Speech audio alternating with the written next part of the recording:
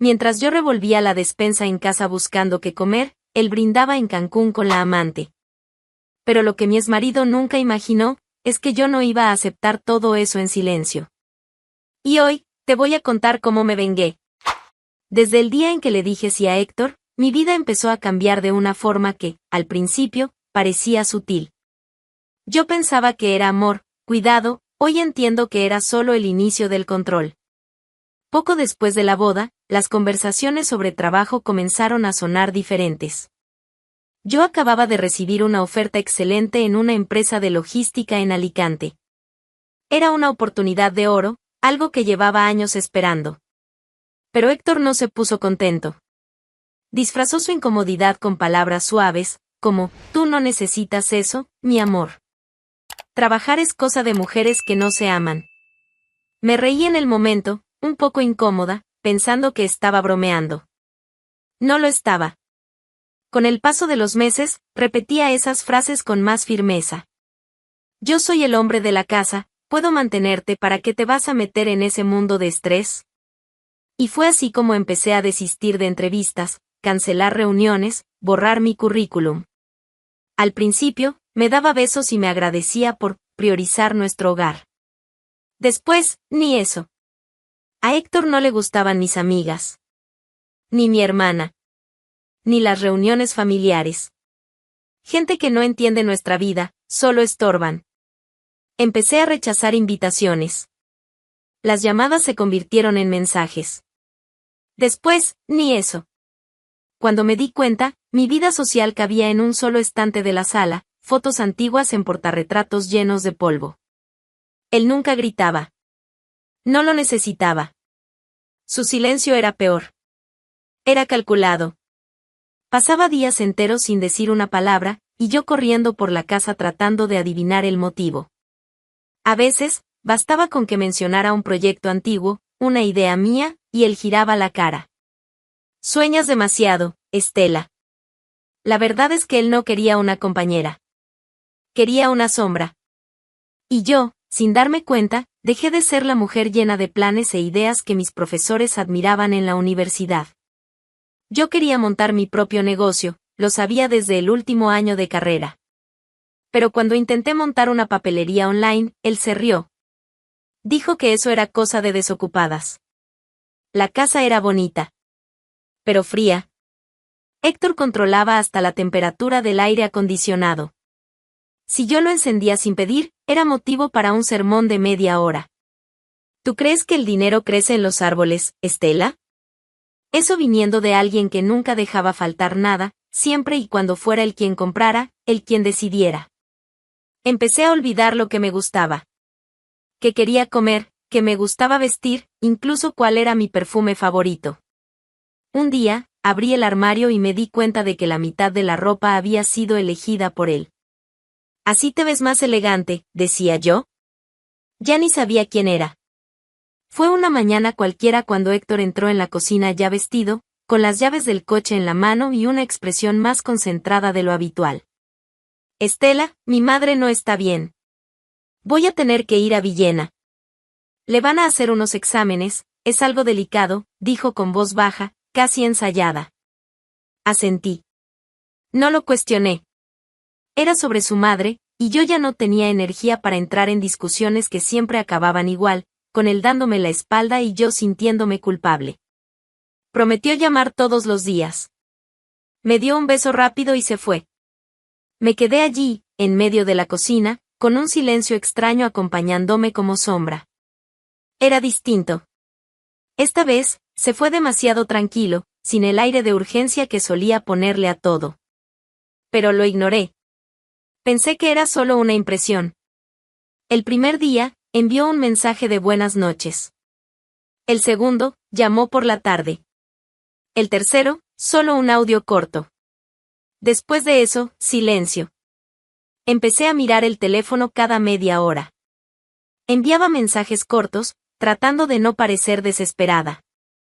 Ninguna respuesta. Con el tiempo, el silencio se volvió rutina. Una rutina acompañada de una nevera cada vez más vacía. La cuenta bancaria, que él alimentaba con transferencias puntuales, dejó de recibir cualquier valor. Traté de hacer durar lo poco que quedaba, pero el dinero se evaporaba. Compré arroz, huevos, leche. Después, solo arroz.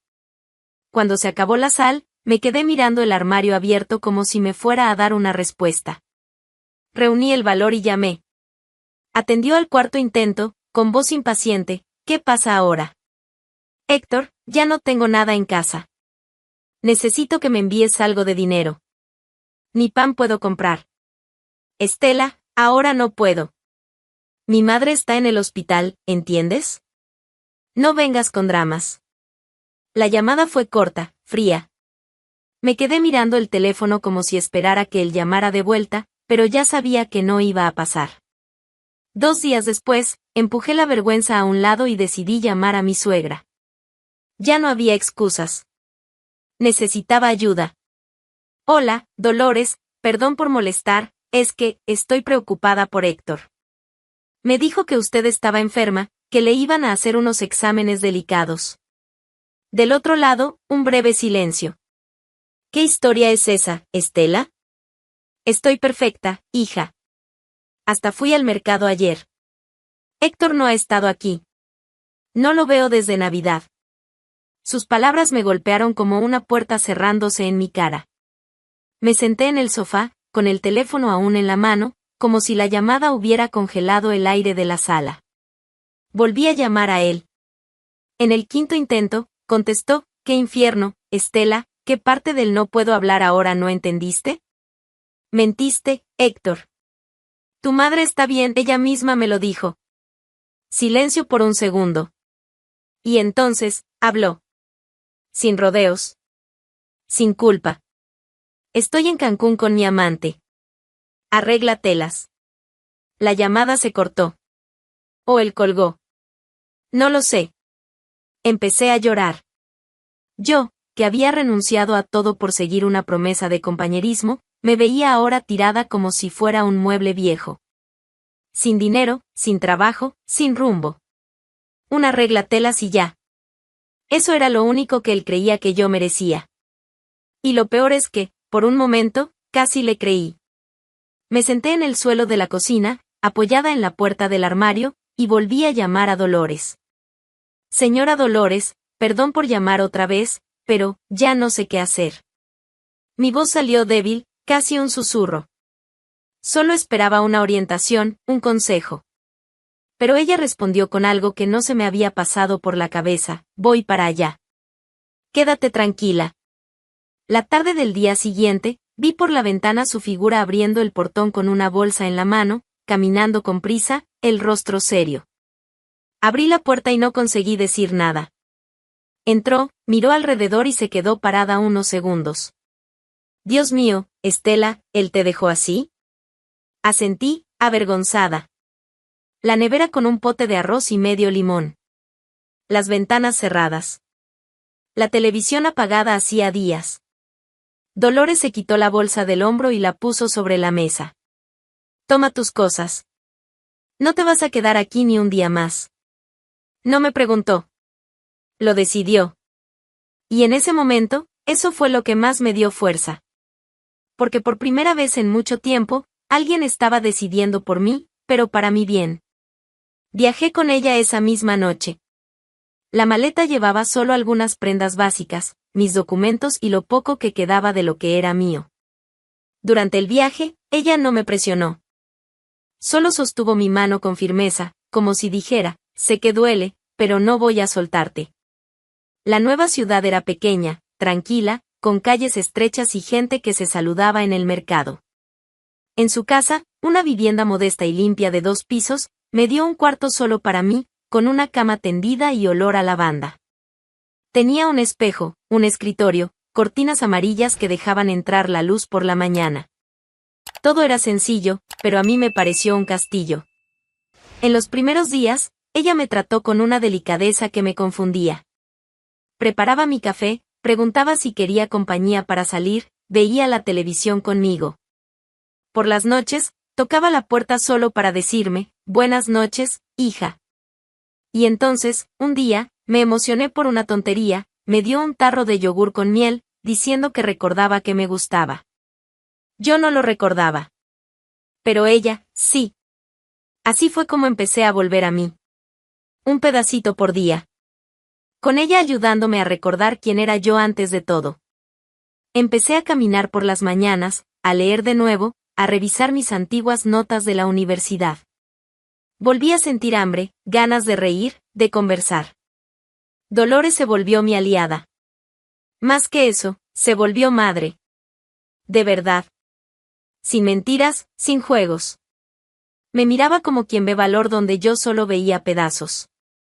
Y eso, de alguna forma, me fue reconstruyendo. No hablábamos de Héctor. No había espacio para él allí. Pero, en el fondo, yo sabía que todo aquello era solo el comienzo. La tormenta aún estaba por venir. Las semanas pasaron rápido en la casa de Dolores. Ya no era la misma mujer que Héctor había dejado atrás. Entonces, una tarde calurosa de lunes, mientras limpiábamos la terraza, sonó su teléfono. Miró la pantalla y dijo, sin emoción, Héctor. Atendió con un seco aló y quedó en silencio por unos segundos, solo escuchando. Luego dijo, Estela ya no está sola. Si quieres saber cómo está, ven a verla con tus propios ojos. Y colgó. Al día siguiente, apareció. Ni siquiera mandó un mensaje antes.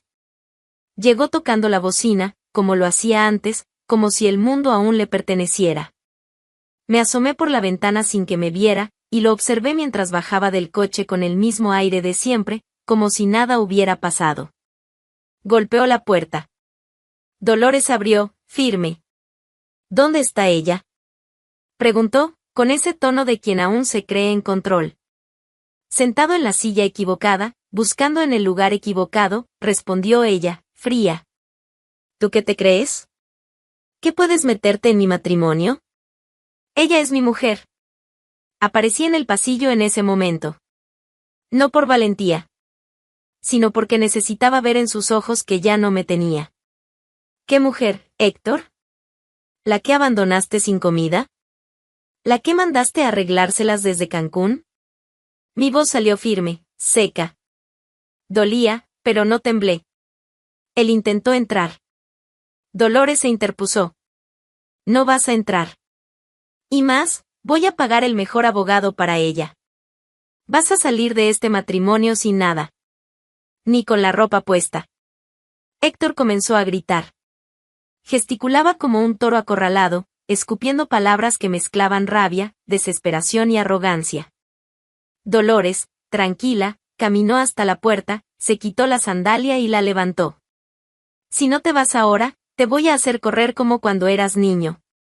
Pero esta vez con los vecinos mirando. Él miró alrededor. 2 ventanas del vecindario ya estaban abiertas. Una señora incluso grababa con el celular. Héctor encogió los hombros, murmuró algo que ni entendimos y se fue pisando fuerte. Dolores cerró la puerta tras él como si sellara una sentencia. Y pensar que yo parí eso, dijo, volviendo a la cocina. Pero al menos tuve la decencia de acogerte como a una hija. ¡Qué suerte la mía! Me senté a la mesa, aún con el corazón latiendo rápido, pero por primera vez, no era miedo. Era un tipo de libertad que todavía estaba aprendiendo a reconocer. Después de la desastrosa visita de Héctor, el silencio volvió a reinar, pero esta vez, un silencio bueno. Era el sonido de la distancia. Del final. Del corte definitivo. Los papeles del divorcio ya estaban en marcha, y yo, con la ayuda de Dolores, no tuve que preocuparme por nada. Ella hablaba con el abogado como si estuviera defendiendo a una hija injustamente tratada, y eso era exactamente lo que veía en mí. Héctor, por su parte, no aceptó el golpe. No digirió la humillación, mucho menos el hecho de haber sido expulsado por su propia madre, frente a vecinos que probablemente ya no lo saludarían igual. Guardó silencio unos días. Y luego, comenzó a aparecer donde siempre fue cobarde, en los mensajes. ¿Tú crees que vas a poder vivir sin mí? Sin mí, no eres nada, Estela. Tú solo comías porque yo pagaba. ¿De qué vas a vivir ahora, de la caridad de mi madre? Los mensajes llegaban en horarios aleatorios. A veces, de madrugada. Otras, cuando intentaba relajarme leyendo o arreglando mi cuarto. Cada palabra era veneno. Pero yo no respondía. Ni una sola vez. Solo los leía y los dejaba. Era su forma de intentar recuperar el control, y yo lo sabía. Lo que él no sabía, o fingía no saber, era que yo ya me estaba levantando. Dolores, siempre atenta, notó que me interesaba cuando hablaba de su empresa.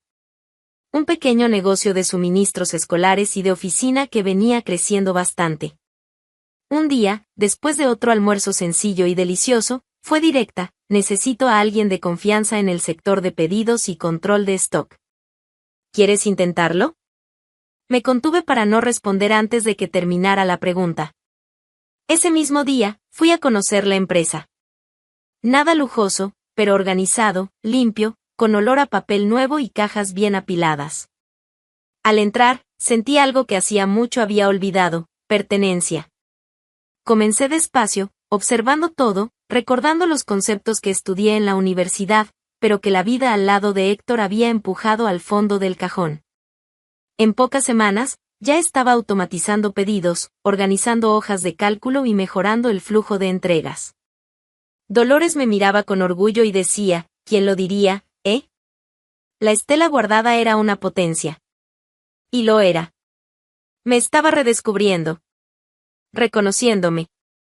Pero como todo en mi vida con Héctor, la calma duró poco. El éxito que comenzaba a construir allí se volvió combustible para su rabia.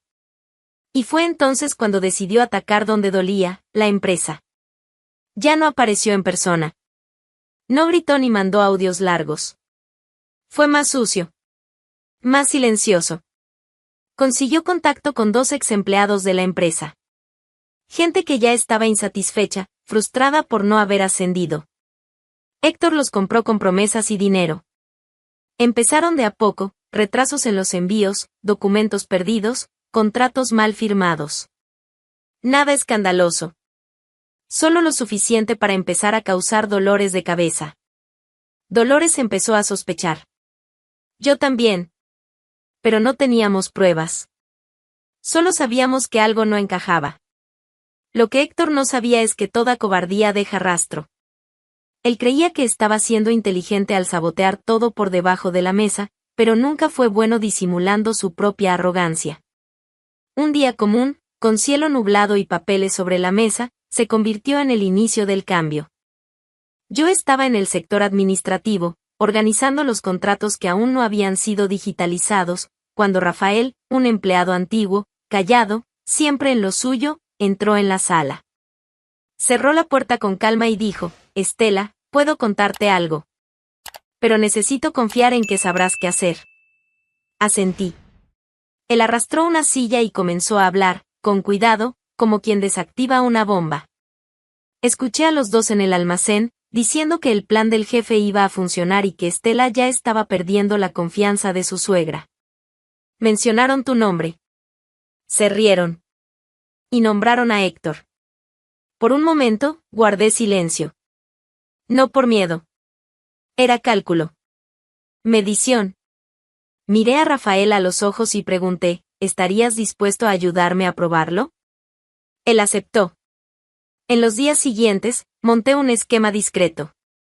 Grabadoras pequeñas en puntos estratégicos, copias de informes alterados, registros de acceso a los archivos internos.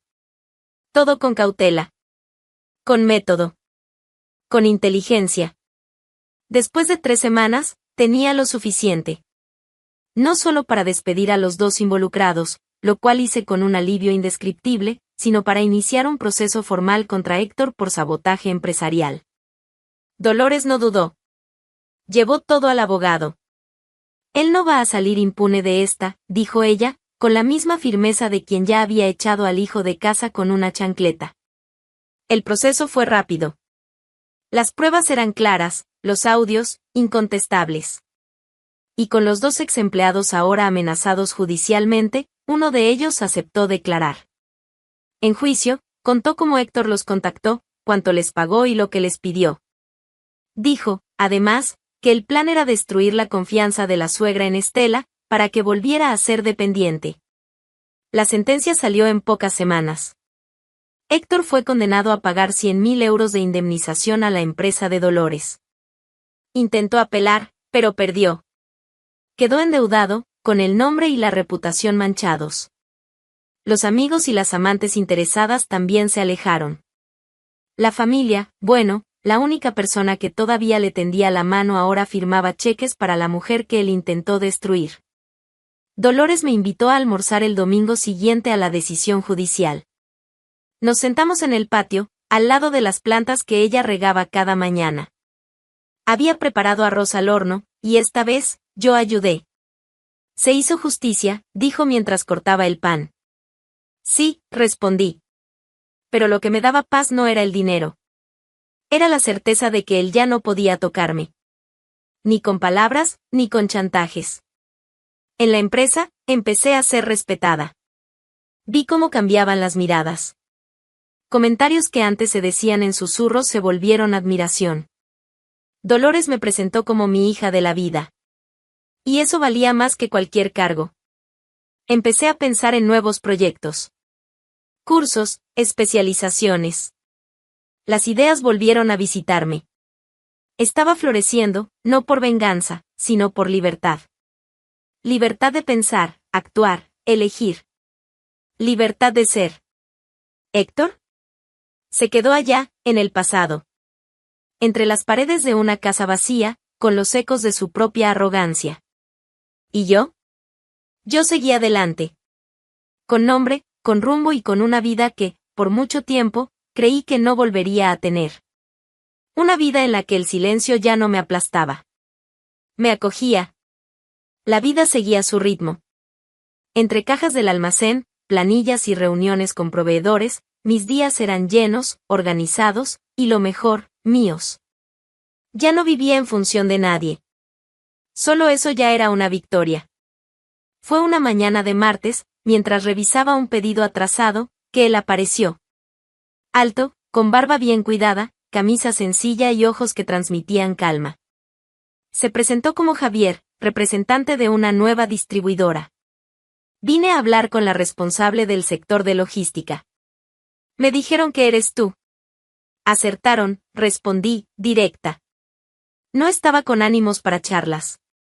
Pero él no parecía estar vendiendo charla. Solo servicio. Hablamos de forma profesional.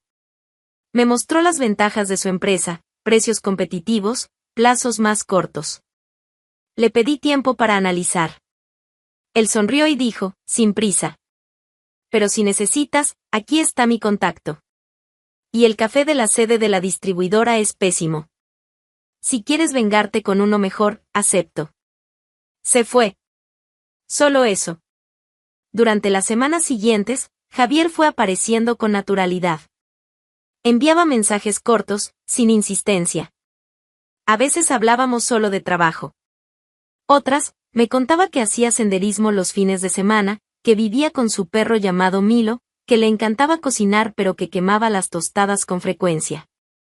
No había presión. Solo presencia.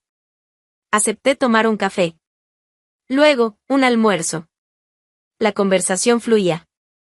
Dolores, claro, notó todo. Estás sonriendo distinto, Estela, dijo un día, mientras doblaba paños de cocina. ¿Cómo así, distinto? Como quien se está acordando de que merece cosas buenas. Javier era ligero. Trabajador. Directo. Y, sobre todo, respetaba mi espacio. Conocía mis límites y nunca intentó cruzarlos. Nos fuimos viendo más, con calma. Una cena aquí, un paseo allá. Cuando conoció a Dolores, ella me susurró en la cocina, este tiene más juicio que tu ex y además trajo buen vino. Guárdalo. El tiempo pasó y lo que era casual se volvió rutina. Buena rutina. Natural. Empezamos a dormir en casa del otro. Luego a dejar cepillo de dientes, luego ropa, hasta que, en una conversación en el sofá, él sugirió, ¿y si dejamos de cargar maletas de un lado a otro? ¿Qué tal juntar todo en un solo lugar? No dudé.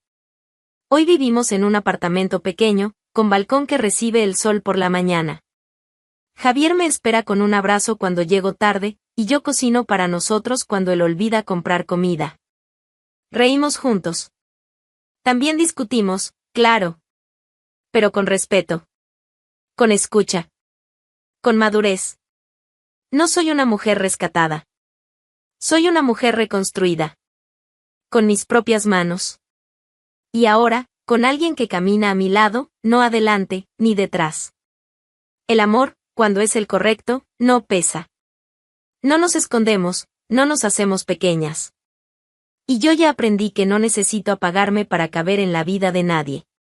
Al final de cuentas, Héctor aprendió de la peor forma que una esposa no es propiedad, es compañera. Y cuando un hombre intenta controlar, callar y encerrar, corre el riesgo de perderlo todo. Porque ninguna mujer fue hecha para vivir bajo riendas cortas, y algunas, como Estela, renacen más fuertes que antes. Ahora cuéntanos en los comentarios, ¿alguna vez viste a un Héctor por ahí? O peor, ¿tuviste que lidiar con uno?